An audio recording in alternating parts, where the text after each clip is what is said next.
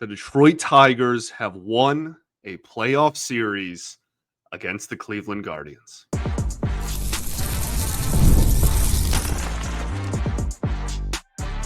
You are Locked On Tigers, your daily Detroit Tigers podcast. Part of the Locked On Podcast Network, your team every day.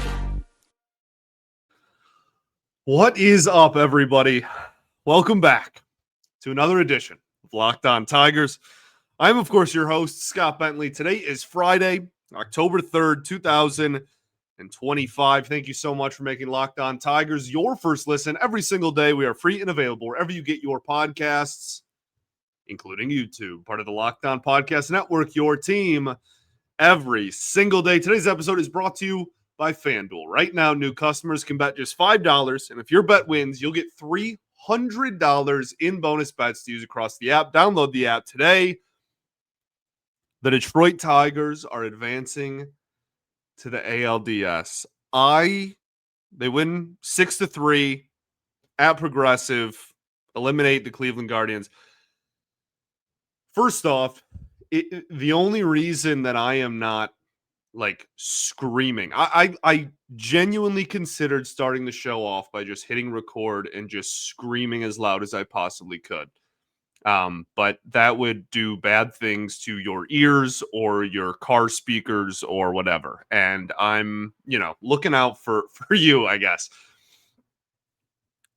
I am. When the final out was made, I was really pumped up, right? And it was, rah, fist pumping. We're, happy, excited, jumping all over the place. Now, I genuinely just feel like the weight of the world has been lifted off of this organization and this fan base's shoulders. And we'll talk about that a little bit more later, but I really hope that is the case for the players as much as it is the fan base. I can barely believe it. Truly, the Detroit Tigers won a playoff series in Cleveland. They have defeated the Guardians in a series that, the bar is so low, even of semi-remote importance.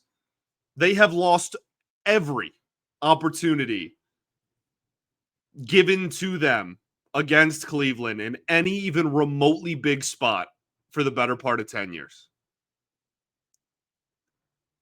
And look, it wasn't pretty, okay? They went 1 for 15 with RISP. Will Vest tried to catch a ball with his face, and there was a little guards ball, magic there in the 8th inning that made you nervous. But they did it. They have now won a playoff series in consecutive years for the first time since 2012 and 2013. Jack Flaherty, I thought, was incredibly solid. The bullpen, I thought, was great. The offense went 5 for 12 with runners in scoring position. I'm going to shed a tear. I am just so happy and really, I really do think the word is relieved. The last thing as a fan that I wanted to go into the offseason looming over this organization was the biggest collapse of a division title in the history of the sport. And then you turn around and immediately get eliminated by that very same team in the first round of the postseason. The dark, just gloomy, gross, disgusting cloud that would have followed this organization for the entire winter. And I'm not saying this absolves everything either, okay? I want to make that abundantly clear. This doesn't make September okay or justify the collapse, right? But winning a playoff series over that team, winning a playoff series, period, does give you a significantly different vibe going into this offseason whenever it happens. And when you look back on this season, you have a significantly different vibe of it. It triggers a different emotion in your brain than if they would have lost this series. And I'm trying really hard to not make it more than it is either. This is not the World Series. There is obviously still this is not the end goal.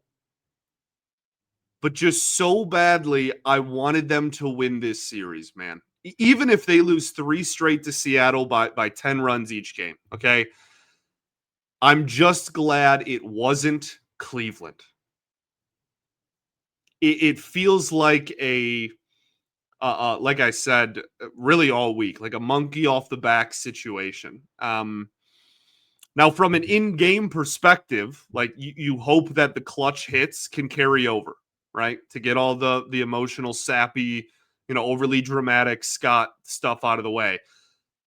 You hope that the clutch hits can carry over. They have been so bad with runners in scoring position for all of September, and you are begging that to change, and you need that to change if you want any remote chance of making a deeper run into the postseason. So 5 for 12. Obviously, the 7th inning was really the big, inning and kind of broke the seal in that regard. But I just thank goodness, man. Thank goodness. Thank goodness. Okay, let's talk about what went right. I guess we can just start with the clutch hitting. Late in this ball game, I mean, I'll be honest, it wasn't exactly a clutch hitting clinic. Okay, they were 1 for 5 in the first 6 innings with runners in scoring position. It looked like a lot of same old, same old.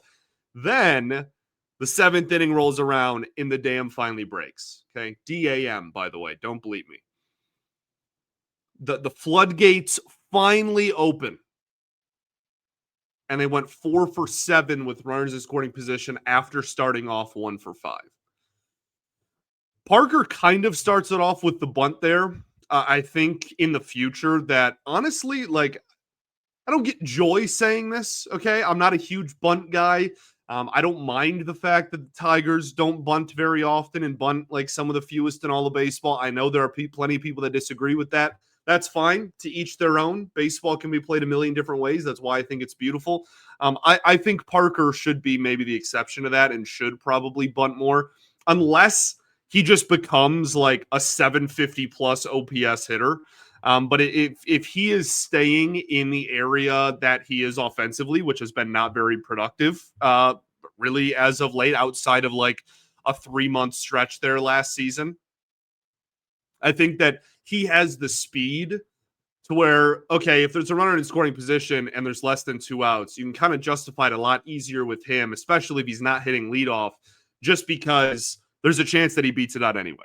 And that's what started this. Javi obviously had the double technically before that, but that was technically Parker's bunt was a hit with Risp, believe it or not. And then you have Winfield Perez, man. He had an awful day at the plate before that. Like legitimately.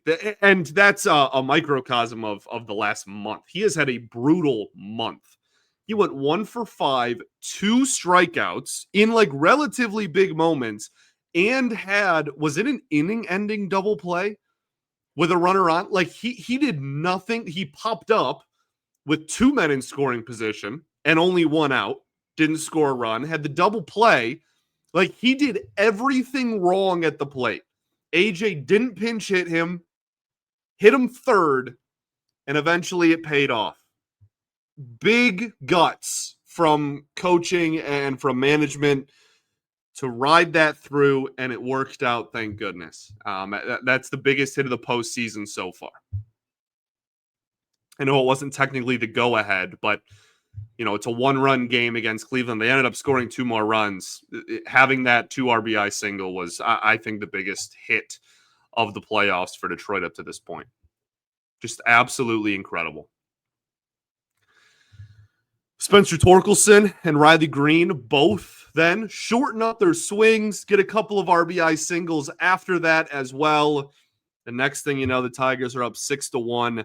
We'll talk about some more individual performances. We'll talk about the pitching, which was fantastic in this ball game as well. And we will all breathe heavy sighs of relief on our Fridays here. We will do all of those things right after this. First, though, got to talk to you all about our friends over at Prize Picks. This episode is brought to you by Prize Picks. Every day we make decisions based on, or but on rather, Prize Picks. Being right can actually get you paid. Don't miss the excitement of this football season with Prize Picks, where it's good to be right. Playing Prize Picks is such a fun, simple way to add more excitement to football season. You just pick more or less on player projections, like Josh Allen's passing yards or Saquon Barkley rushing for a touchdown, and you are in the game. I love how quick it is. You can make your lineup in under a minute, and they just added stacks as well. So if I want to ride a player, I can select their passing yards, rushing yards, and touchdowns all in one lineup. There's so many cool features over there, including the injury reboot feature as well. So download the Prize Picks app today and use code LOCKEDONMLB to get $50 in lineups after you play your first $5 lineup. That's code LOCKEDONMLB for $50 in lineups after your first $5 lineup. Prize Picks, it's good to be right.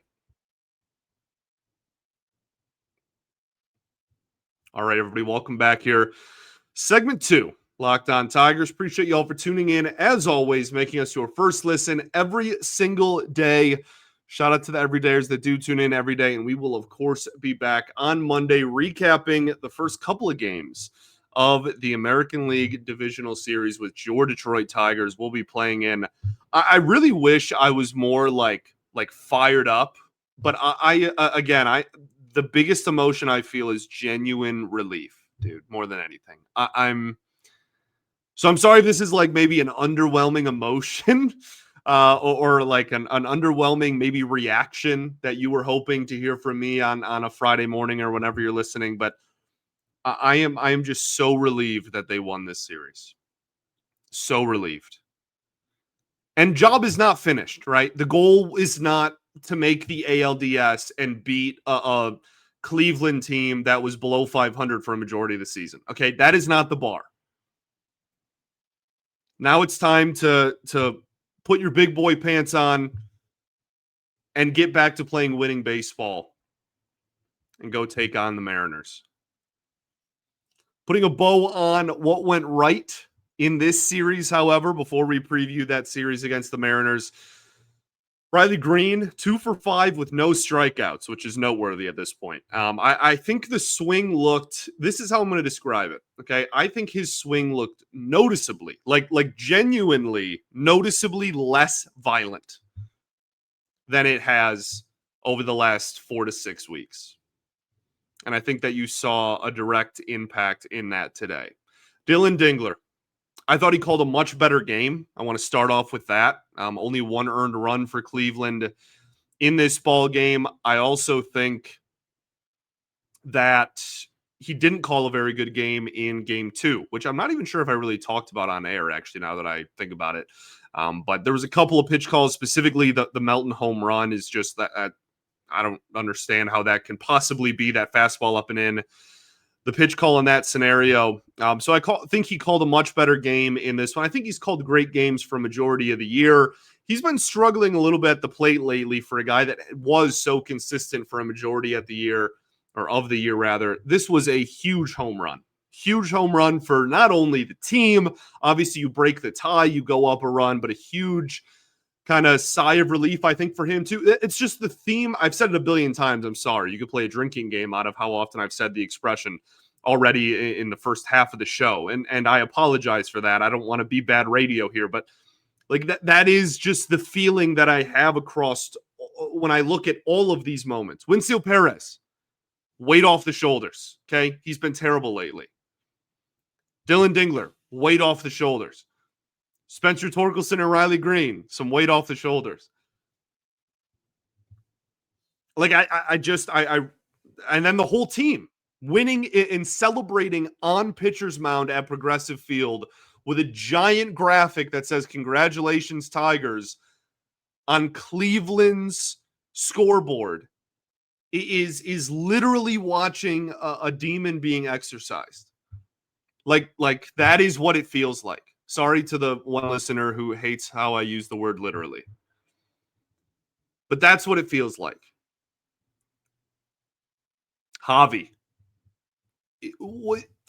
The MVP of this series is either Javier Baez or Tarek Skubal. Javi Baez was phenomenal.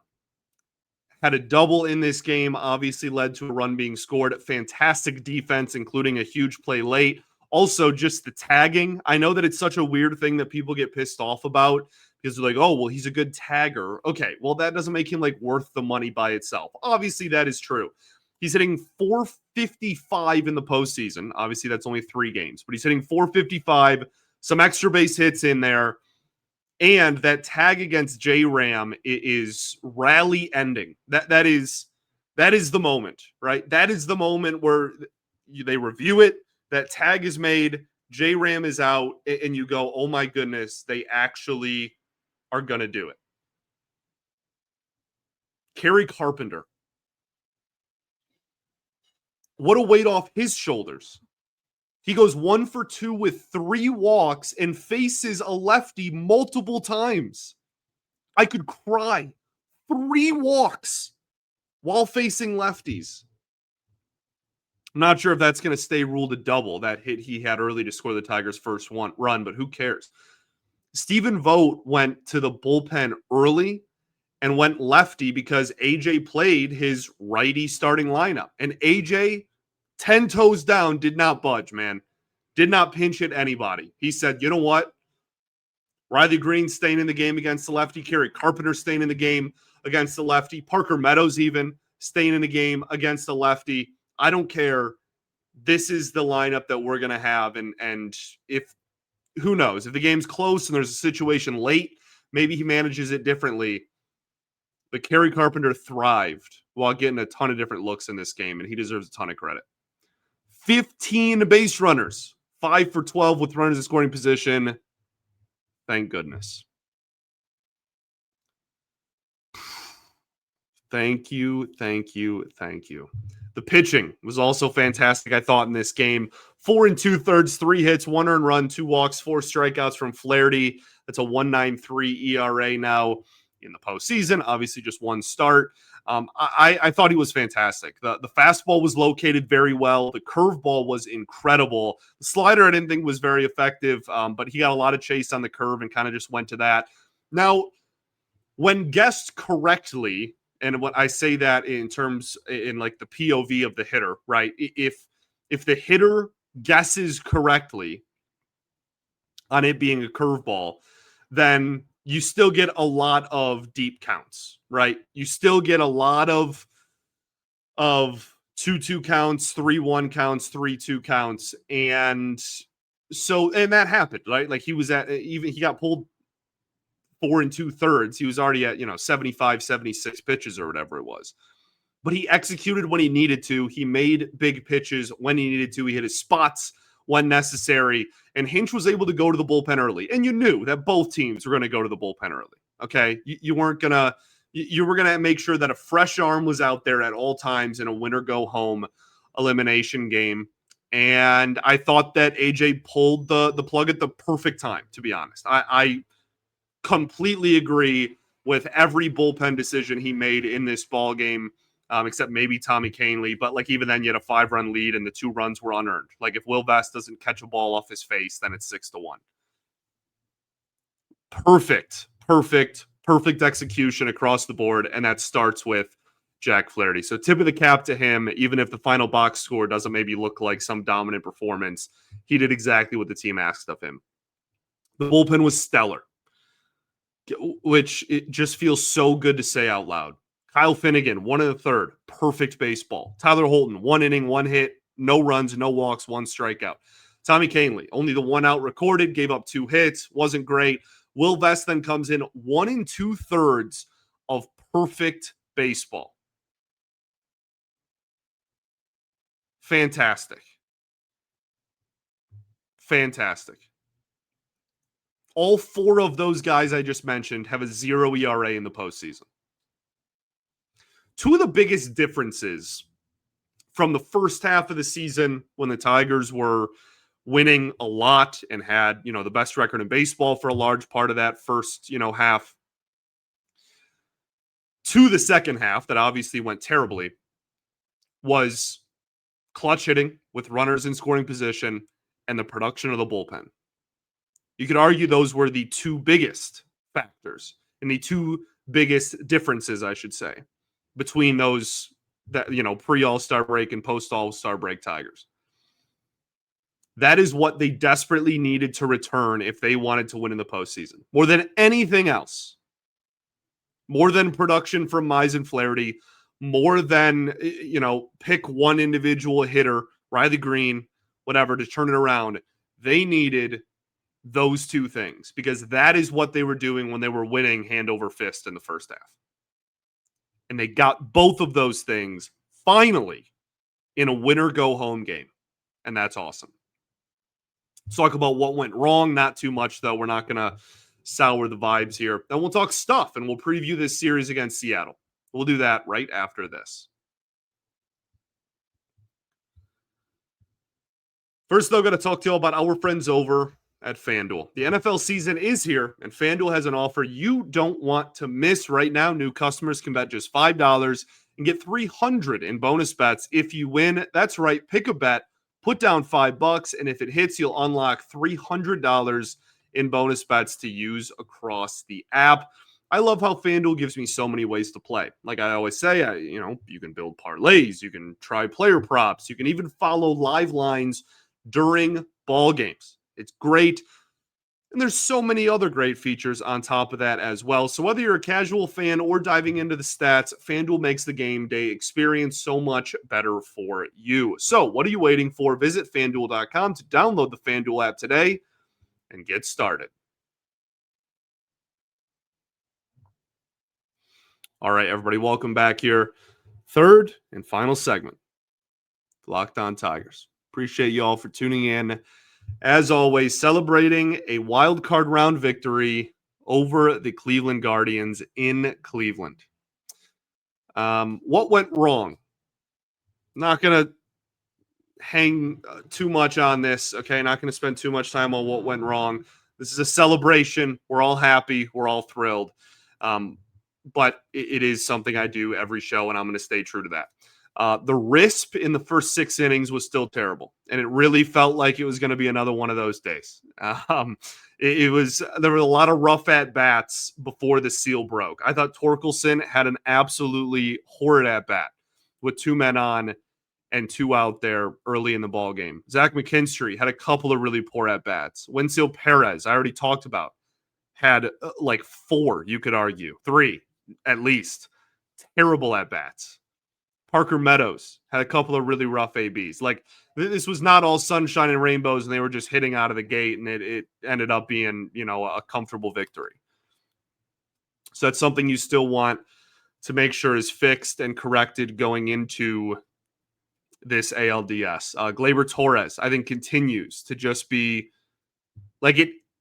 Again, it to me, it literally looks like he's just trying to foul off pitches and then draw a walk every single time he steps in the batter's box.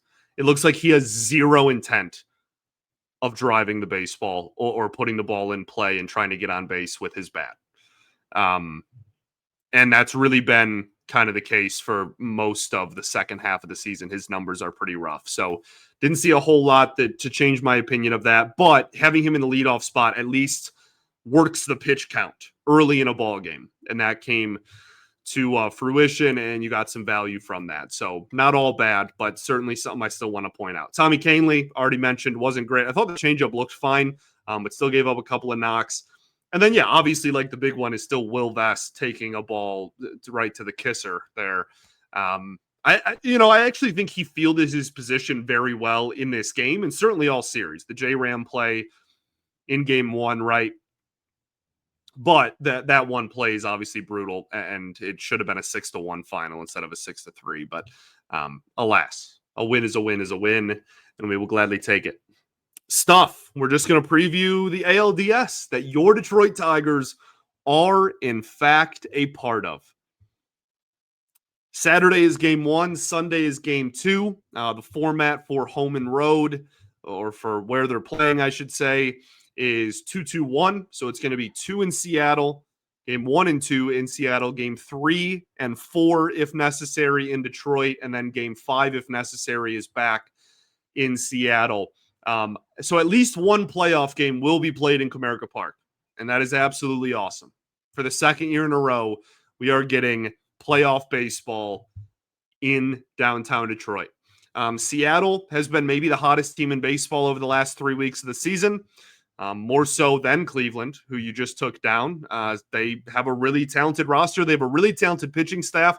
Not the best numbers in the world from this pitching staff. And I say that from a point of like, I expect so much out of them. They have just a on paper, it's them at full health, obviously. It's them or the Phillies to me of the best rotation in all of baseball.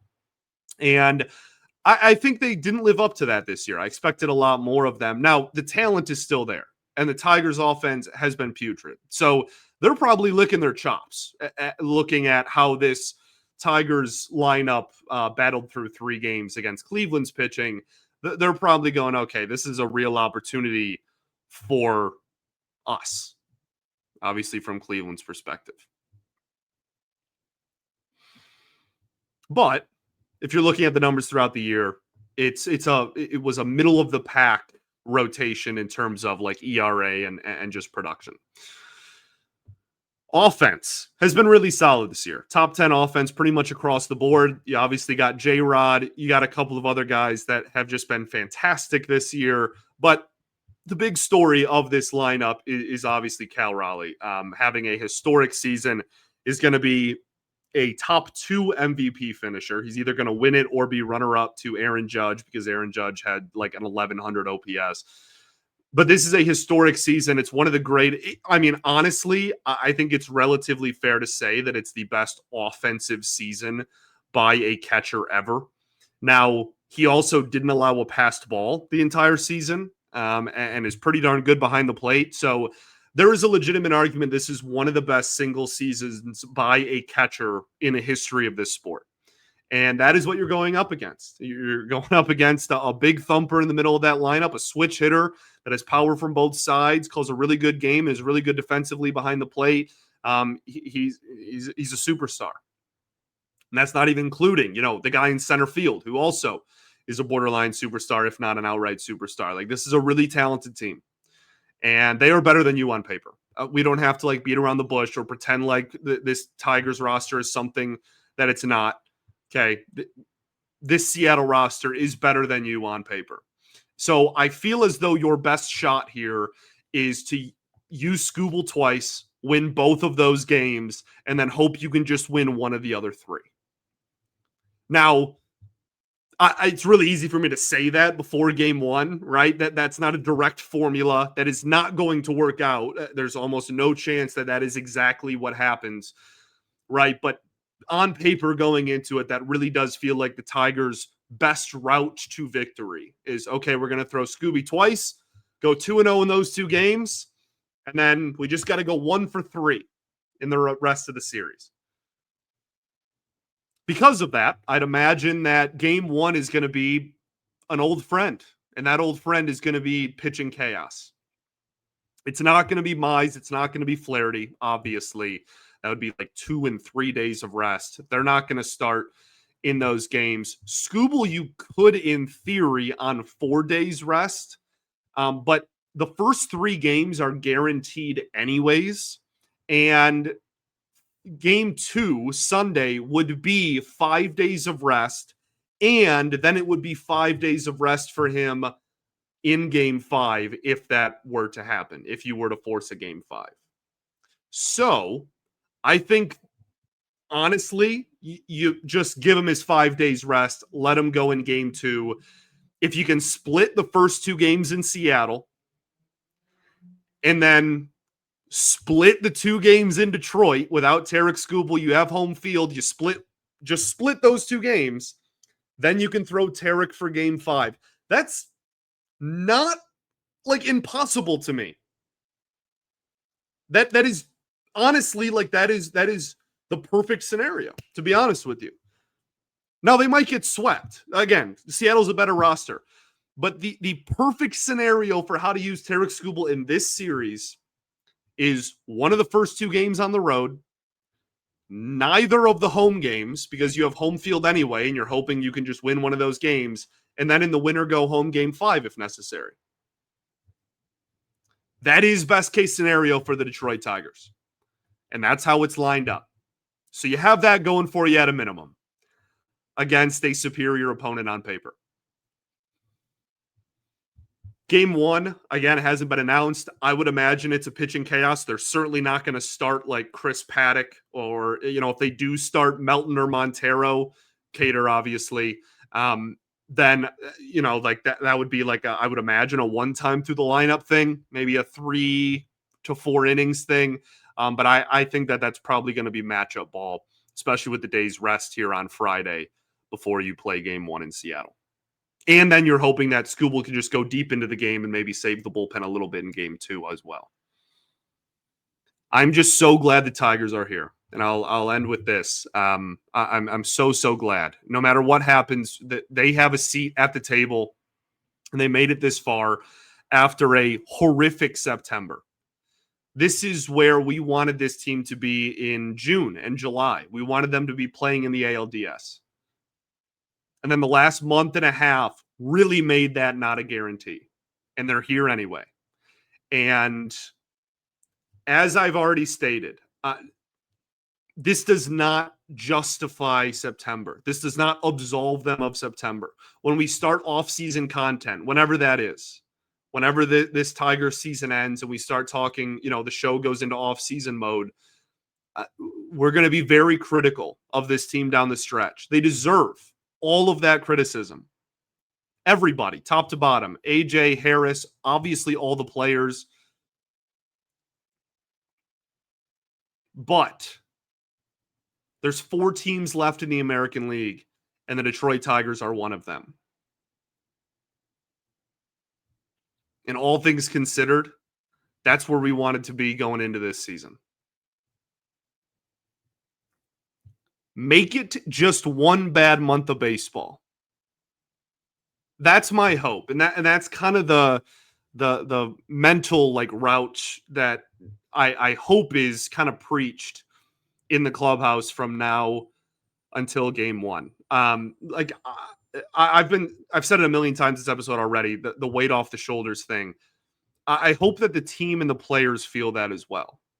I don't know if it'll happen, that maybe they still are going to white knuckle it and they're going to be tense and still nervous and still thinking about it. But my hope is that you just defeated the team you blew the historic lead to. You eliminated them on their home field.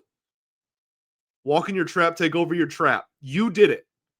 You did it in Cleveland. Let that be again, you exercise some demons there and you not avenge the AL collapse. You should still rightfully get criticism for it, but you get the monkey off your back a little bit. And hopefully you can go back to playing that loose, fun brand of baseball we saw for over half of this season when they were the best team in baseball for a majority of it. The first 100 games, they were the best team in ball pretty consistently throughout. And I hope that is what happens, because if that happens, then you're talking about a much different baseball team than we've seen over the last 6 weeks. And who knows what the limit is. You have a seat at the table. There are 4 teams left in the American League. You are one of them. Seattle on Saturday for game 1. Let's play some freaking baseball, baby. Thanks for making Locked On Tigers your first listen every single day. Shout out to the everydayers that do tune in every day. And we will, of course, be back on Monday recapping the first 2 games from this series and obviously previewing them coming home actually, we'll probably save the preview for the off day. But we'll be reviewing 2 games of the American League Divisional Series against the Seattle Mariners. No time has been announced yet in my world as I record this on Thursday night. So I'm sorry I can't provide you with that. But Google is free for now. Peace and love. Going to therapy's dope. And I'll catch you on Monday, baby. Go Tigers.